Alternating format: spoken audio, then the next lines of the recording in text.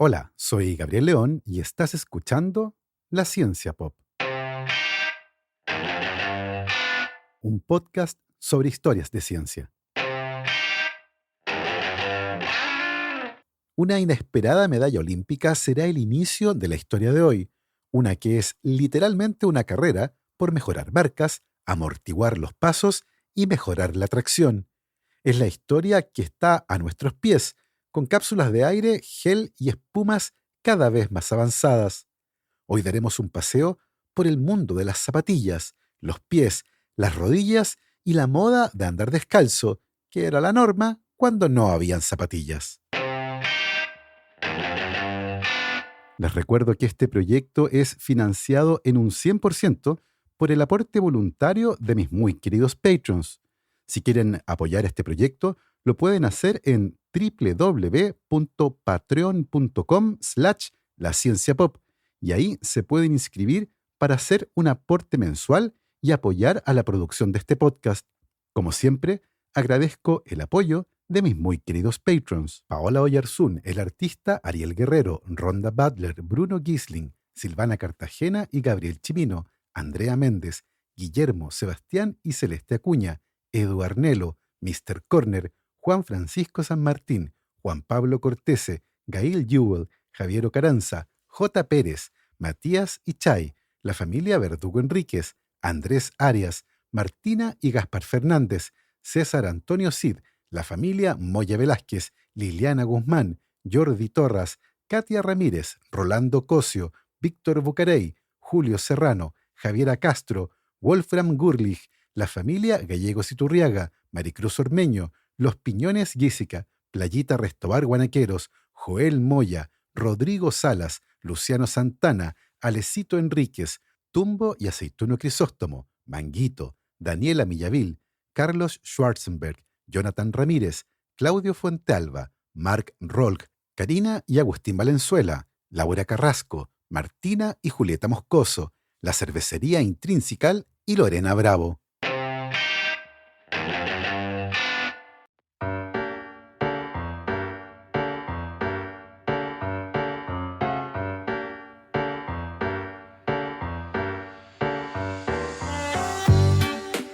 Cuando Abebe Bikila murió el 25 de octubre de 1973, a los 41 años, todo Etiopía lloró.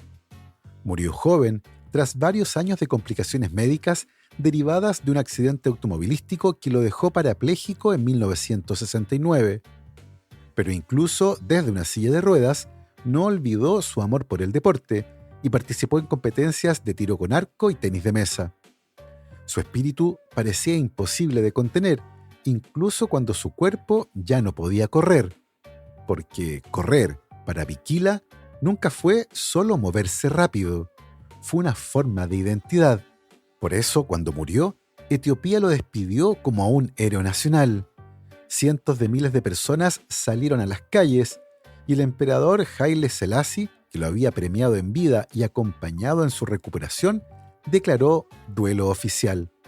Era más que un deportista, era un símbolo, un hijo de África que había desafiado a las potencias del mundo sin armas y sin un discurso político, sencillamente corriendo, y con una historia que, para entenderla, hay que volver al atardecer de un día caluroso en Roma, en 1960.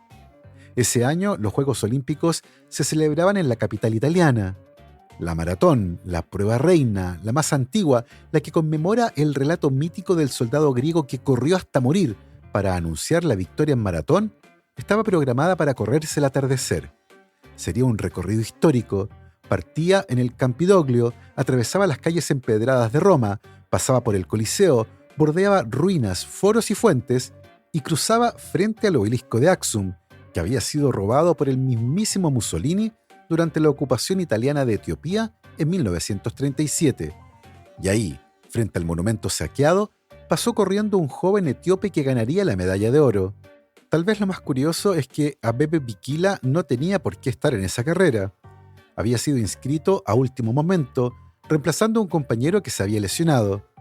Y las zapatillas que le ofrecieron no le quedaron bien, le hacían daño en los pies y se sentía como atrapado. Así que, fiel a sus entrenamientos en las colinas de Addis Abeba, decidió correr descalzo. No tenía entrenador personal y no llevaba un cronómetro. Su estrategia era brutalmente simple: escuchar su cuerpo y mirar al frente. Desde el inicio se mantuvo entre los primeros, y a medida que la carrera avanzaba y los favoritos caían uno a uno, Bikila iba ganando terreno. A falta de 5 kilómetros tomó la delantera y nunca miró atrás. Entró al Estadio Olímpico en silencio, de noche e iluminado por antorchas. El público lo vio aparecer trotando con calma, como si todavía le quedaran kilómetros por delante. Fue el primer africano negro en ganar una medalla de oro. No solo eso, además rompió el récord mundial de la maratón, y lo hizo completamente descalzo.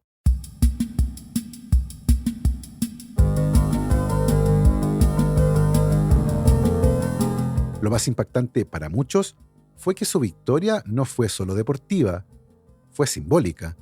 Pasar descalzo frente al obelisco que los italianos se habían llevado de su tierra fue una forma silenciosa de recuperar algo, una victoria moral sin necesidad de discursos. Cuando los periodistas le preguntaron por qué había corrido sin zapatos, su respuesta fue sencilla: quería que el mundo supiera que Etiopía ha ganado con determinación y heroísmo, descalza y libre. 4 años después, en Tokio, en 1964, repetiría la hazaña. Esta vez sí usó zapatillas. Se había sometido a una operación de apendicitis apenas 6 semanas antes, pero volvió a ganar. Fue el primer corredor en la historia en ganar 2 maratones olímpicas consecutivas. Nadie más lo ha hecho sin zapatillas la primera vez. Nadie más lo ha hecho con tanta dignidad. Y claro, su legado no son solo las medallas. Es una pregunta que sigue viva más de medio siglo después. ¿Hasta qué punto hemos confiado en la tecnología para hacer lo que el cuerpo ya sabía hacer por sí solo? Porque en tiempos en que las zapatillas se venden como extensiones de nuestras capacidades, con cámaras de aire, placas de fibra de carbono, espumas energéticas y precios que a veces pueden superar un sueldo, la historia de Abebe Bikila sigue descalza, corriendo ligera por los márgenes del recuerdo, recordándonos que tal vez el mayor avance tecnológico en la historia del running fue aprender a usar nuestros propios pies. La historia de Abebe Bikila nos deja esa sensación extraña de que algo se nos olvidó. Tal vez no necesitábamos tanta espuma, tanta cámara de aire, tanta suela especializada con nombre de patente, que por miles de años el cuerpo humano supo perfectamente cómo correr, saltar, cazar y desplazarse, sin nada en los pies, solo con piel, músculo y hueso. Y eso nos lleva a una pregunta aún más antigua. ¿Cuándo comenzamos a usar calzado? ¿Y por qué? Porque si hoy el calzado deportivo parece una prótesis de alto rendimiento, su origen fue mucho más modesto. No nació para correr más rápido ni para saltar más alto. Nació, probablemente, para sobrevivir.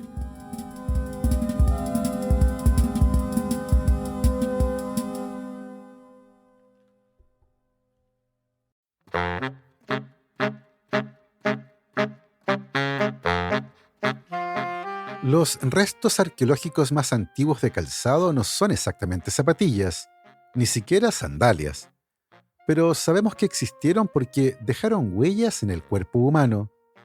En estudios realizados sobre esqueletos de hace más de 30.000 años, se ha visto una curiosa diferencia. Los huesos de los pies y de los dedos comienzan a mostrar menos densidad y robustez, y eso sugiere una cosa: que esos humanos ya no caminaban descalzos.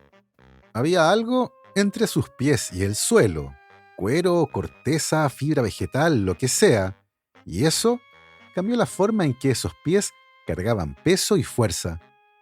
La evidencia física más antigua de calzado real proviene de la cueva de Fort Rock en Oregon, Estados Unidos. Allí, en medio de capas de ceniza volcánica, se encontraron unas sandalias tejidas de fibra vegetal que datan de hace unos 10.000 años. Eran simples pero funcionales. Protegían la planta del pie con una trenza ajustada que pasaba por los dedos, casi como una hawaiana del Holoceno. Otro hallazgo fascinante es el del hombre de Otzi, una momia natural congelada descubierta en los Alpes en 1991 y cuya historia se las conté en este podcast.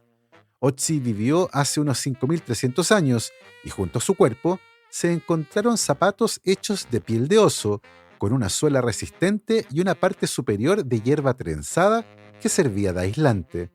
No eran bonitos, pero eran perfectamente funcionales para el clima hostil de la montaña. Una cosa interesante es que muchos de estos primeros calzados no eran de uso diario.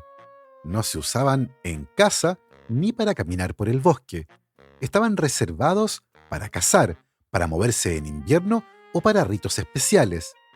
Y es que andar descalzo era por siglos lo más normal, lo habitual y lo humano. De hecho, hasta hace relativamente poco tiempo en la historia, el calzado no era algo universal, era un símbolo de estatus, de poder, y en muchas culturas, los esclavos, los campesinos y los niños andaban descalzos.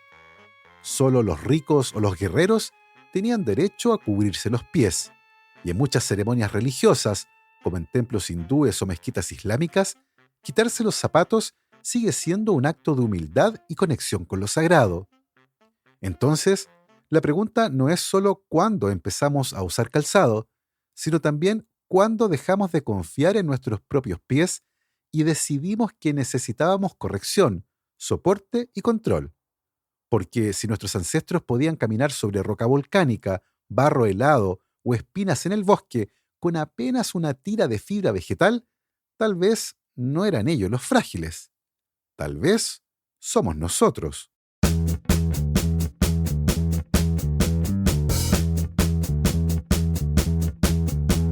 Durante miles de años, nuestros pies se las arreglaron bastante bien sin amortiguación, sin soporte de arco y sin suelas con tracción aptas para todo terreno. Pero algo cambió cuando dejamos de correr por necesidad y empezamos a hacerlo por deporte. El cuerpo humano seguía siendo el mismo, pero el mundo que pisábamos ya no. Las calles se pavimentaron, las ciudades crecieron y con ellas la idea de que tal vez nuestros pies necesitaban ayuda. Y así nació un nuevo tipo de calzado, no para protegernos de los elementos o del frío, sino para correr más rápido, saltar más alto y, si era posible, ganar.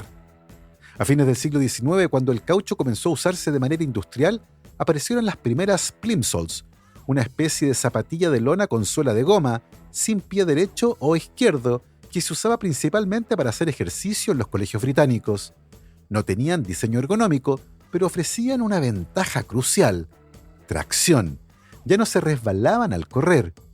En Estados Unidos, Marquis Mills Converse, que trabajaba como administrador en una compañía de zapatos, abrió su propia fábrica y en 1917 su zapatilla liviana de lona, conocida como Converse All Star, se convirtió en la zapatilla oficial del básquetbol. Pero el verdadero punto de inflexión llegó en las primeras décadas del siglo XX, con un apellido que terminó dividido en dos: Dassler.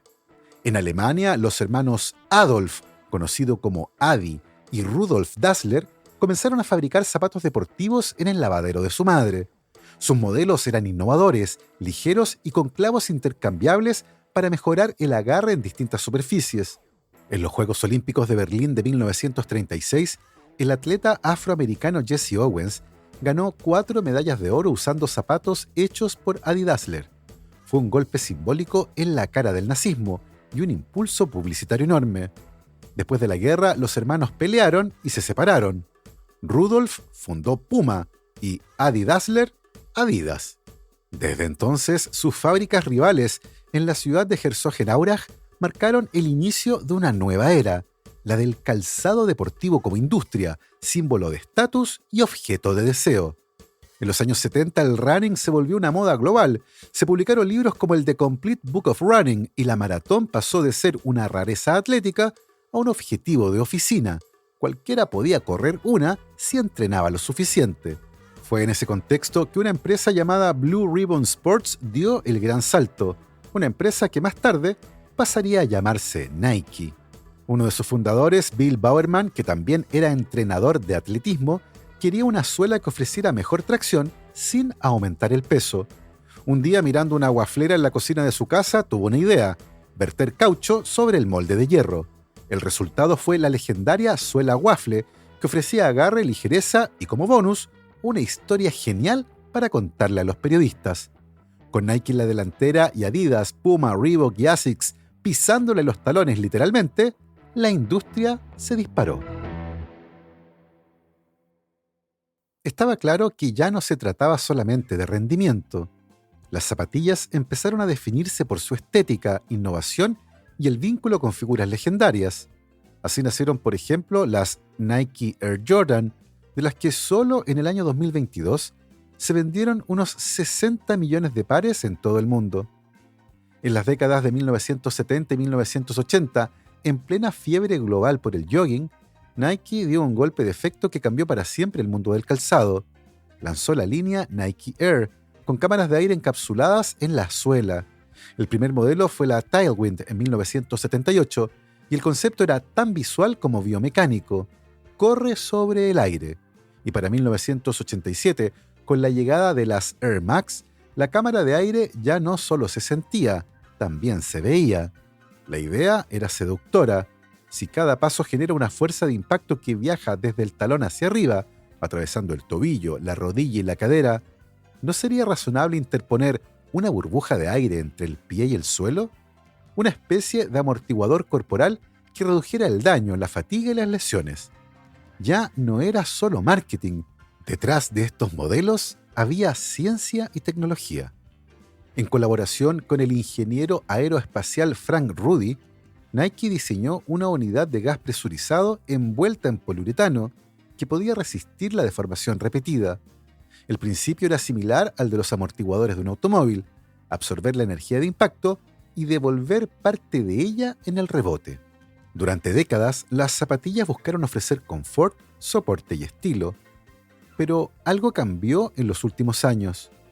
Las marcas ya no hablaban solo de comodidad o de evitar lesiones.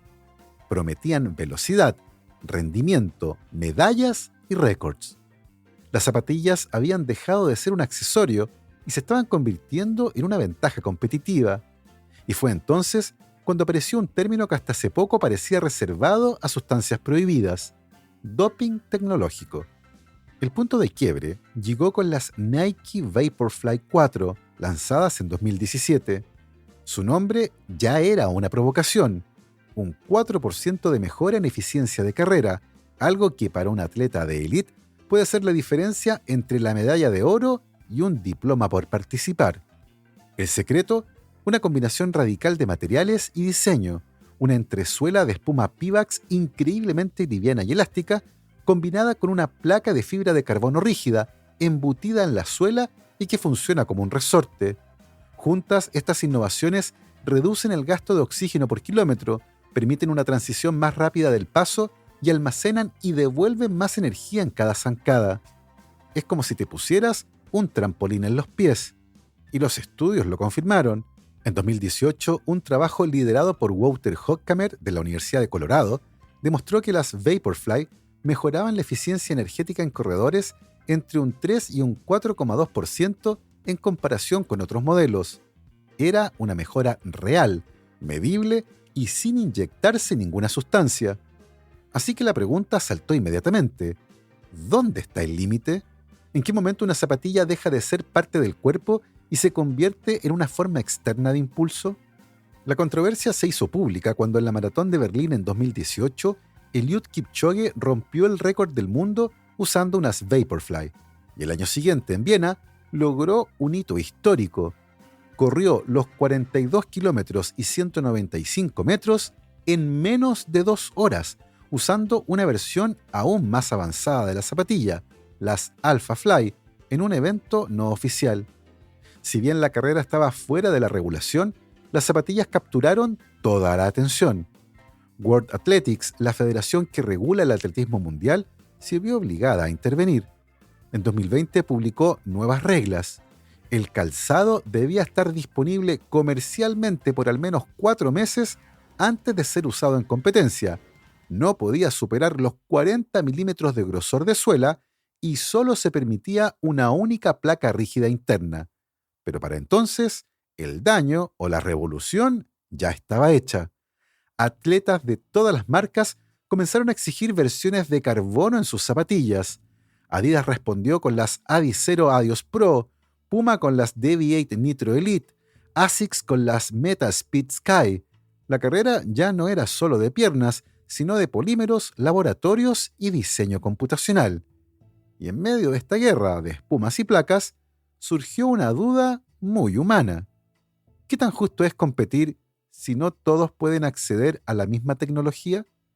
Porque si una zapatilla mejora el rendimiento en un 4%, entonces, ¿la victoria es del atleta o de la zapatilla?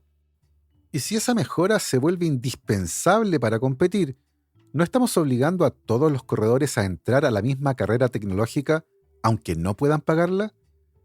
Es el mismo dilema que ocurrió con los trajes de baño LZR Speedo, que en los Juegos Olímpicos de Pekín 2008 ayudaron a pulverizar más de 20 récords mundiales y que luego fueron prohibidos. O con las bicicletas aerodinámicas de fibra de carbono que cambiaron el ciclismo para siempre, o con los motores híbridos de la Fórmula 1. La diferencia es que aquí no estamos hablando de vehículos, sino de cuerpos. Y mientras la zapatilla se transforma en un híbrido entre herramienta, arma y prótesis, la cosa se pone interesante, porque el pie humano ya tiene su propio sistema de amortiguación. Los arcos plantares, el tendón de Aquiles, los músculos intrínsecos del pie y las propias articulaciones del tobillo y la rodilla funcionan como resortes. Cuando damos un paso, esos componentes se cargan como un resorte y devuelven parte de esa energía al impulsarnos hacia adelante. El problema es que cuando agregamos capas de goma, gel, aire o espuma, también estamos alterando esa biomecánica natural. Y eso puede tener consecuencias. Por ejemplo, muchos estudios han mostrado que las zapatillas con alta amortiguación tienden a fomentar una pisada de talón, porque el impacto se siente menos. Pero pisar con el talón primero produce un máximo de fuerza más alto y abrupto que hacerlo con el antepié o el medio pie, como ocurre de manera más natural al correr descalzo. Y claro, ese máximo de fuerza viaja desde el pie hacia la rodilla y está asociado con varias lesiones que afectan a aquellos que se dedican a correr. Y por otro lado, una amortiguación muy blanda puede hacer que el pie se vuelva perezoso, es decir, que los músculos del pie trabajen menos porque el calzado lo hace por ellos. Esto a largo plazo se ha relacionado con debilidad en la musculatura del arco plantar, que a su vez puede predisponer a problemas como la fascitis plantar o el colapso del arco. Todo esto nos deja en una encrucijada curiosa. ¿Estamos diseñando zapatillas que corrigen un problema o que lo crearon en primer lugar? ¿Amortiguamos porque nuestros pies lo necesitan o porque ya no recordamos cómo pisar sin ayuda? Algunos expertos en biomecánica, como el equipo de Daniel Lieberman en Harvard, han sugerido que muchas de las lesiones comunes en corredores, como las tendinitis, el síndrome de estrés tibial o el dolor femoropatelar, no se deben tanto a la falta de amortiguación, sino a una técnica inadecuada promovida por el tipo de calzado moderno. Y es aquí, mientras las marcas lanzan cada año modelos con más milímetros de espuma y más materiales futuristas, que un grupo creciente de personas ha comenzado a preguntarse si la solución no será volver a lo básico. Tal vez el mejor soporte que tiene el pie es el propio pie. Porque mientras las grandes marcas competían por desarrollar la zapatilla más rápida del planeta, hubo un grupo que decidió correr en la dirección contraria, literalmente. Sin espuma, sin placa de fibra de carbono, sin cámara de aire, sin nada. El movimiento Barefoot Running o correr descalzo surgió como una crítica y casi una rebelión al exceso de tecnología en los pies, y al mismo tiempo como una reivindicación de la anatomía humana.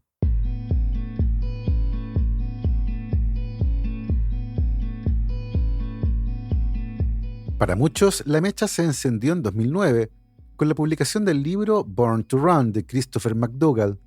En él, el autor narra su viaje al norte de México para conocer a los tarahumaras, una comunidad indígena conocida por su capacidad de correr cientos de kilómetros por terrenos montañosos, sin lesionarse, usando solo sandalias de suela delgada hechas con neumáticos.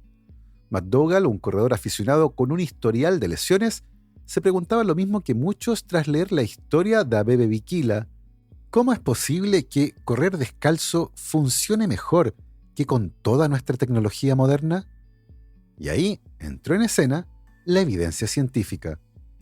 Uno de los estudios más influyentes fue publicado en la revista Nature en 2010 por el antropólogo y fisiólogo Daniel Lieberman de la Universidad de Harvard. Su equipo comparó corredores que usaban zapatillas desde pequeños con aquellos que habían crecido descalzos o usando un calzado minimalista. La diferencia, la forma de apoyar el pie. Los que corrían con zapatillas modernas solían golpear el suelo con el talón primero, algo que biomecánicamente produce un máximo de fuerza de impacto muy alto y abrupto, que se transmite hacia la tibia, la rodilla y la cadera. En cambio, quienes corrían descalzos o con suelas muy delgadas, apoyaban primero el antepié o el medio pie, lo que permite una absorción más gradual del impacto, aprovechando la elasticidad natural del pie y el tendón de Aquiles. No se trata solo de cambiar el calzado, cambia toda la mecánica del cuerpo. Al correr descalzo, se acorta el paso, se reduce el tiempo de contacto con el suelo, se involucra más la musculatura del pie y la pierna. El pie trabaja, se adapta y se fortalece. Y muchos estudios empezaron a sugerir que esta forma más natural de correr podría reducir el riesgo de ciertas lesiones crónicas. Esto generó una suerte de explosión en el interés por el calzado minimalista. Marcas como Vibram lanzaron los Five Fingers, unas zapatillas que parecen guantes para los pies, con dedos separados y una suela de apenas unos milímetros.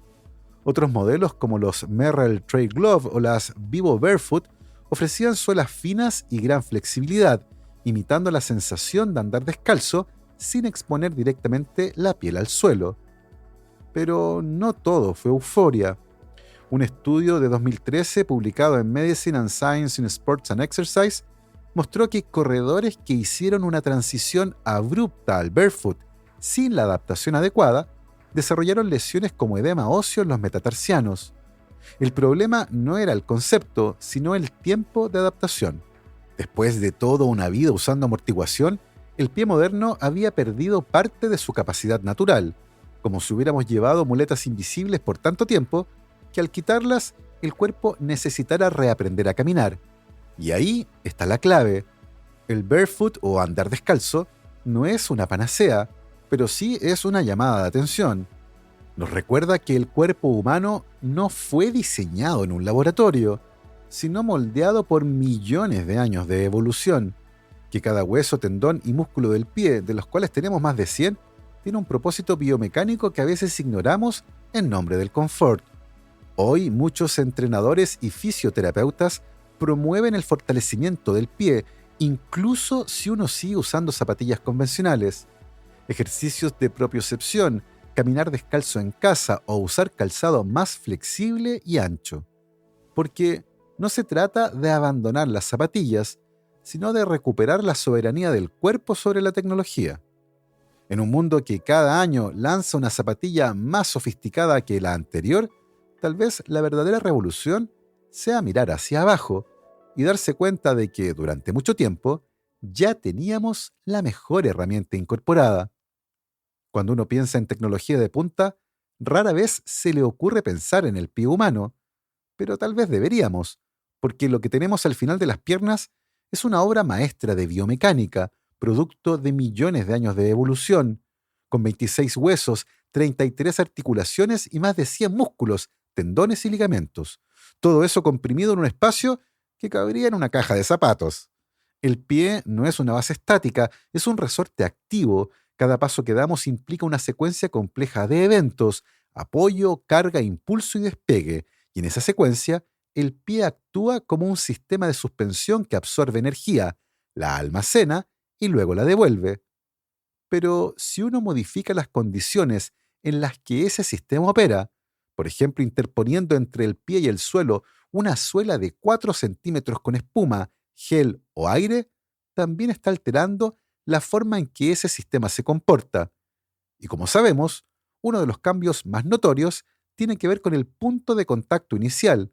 Y como les contaba, una serie de estudios muestran que quienes corren con zapatillas convencionales tienden a aterrizar con el talón primero, lo que desde el punto de vista biomecánico implica que las fuerzas del impacto viajan rápidamente hacia arriba, afectando a la tibia, la rodilla y eventualmente la cadera y la espalda baja. En contraste al correr descalzo o con un calzado minimalista, se tiende naturalmente a aterrizar con el antepié o el medio pie, lo que permite que el impacto se distribuya de manera más progresiva y que el tendón de Aquiles, el arco plantar y los músculos de la pierna funcionen como un sistema de amortiguación natural. De hecho, hay estudios que han mostrado que el tendón de Aquiles puede almacenar hasta un 35% de la energía cinética del cuerpo durante la carrera, funcionando como un verdadero resorte biológico. Ahora bien, todo esto no quiere decir que correr descalzo sea automáticamente mejor, porque el cuerpo que tenemos hoy es el resultado de décadas de adaptación al calzado moderno.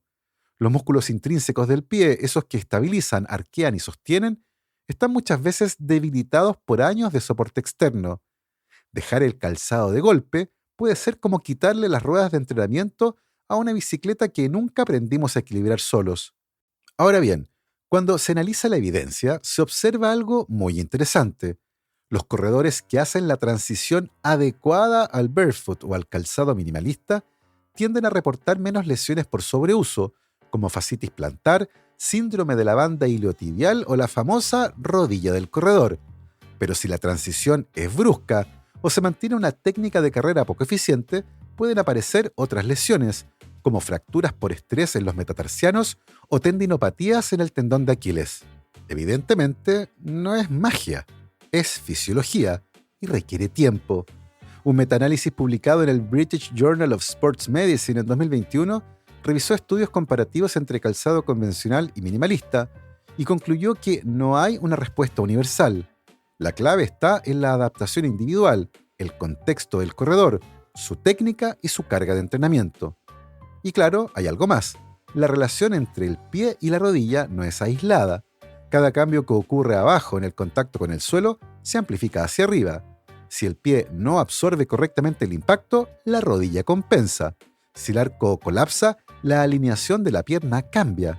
De ahí que muchas intervenciones ortopédicas busquen corregir el pie para tratar el dolor de rodilla, aunque a veces la causa esté más arriba o más abajo. En resumen, ni el calzado moderno es el villano de esta historia, ni el barefoot una panacea universal. Pero ambos enfoques revelan una verdad profunda, que el cuerpo humano ha evolucionado para moverse y que cualquier cosa que lo ayude o lo obstaculice debe entenderse en función de esa anatomía, una que es compleja y que nos sostiene paso a paso. Tal vez, más que preguntarnos qué zapatilla es mejor, deberíamos preguntarnos cuánto entendemos realmente a nuestros propios pies. Así hemos llegado al final de esta muy interesante historia. Espero que la hayan disfrutado.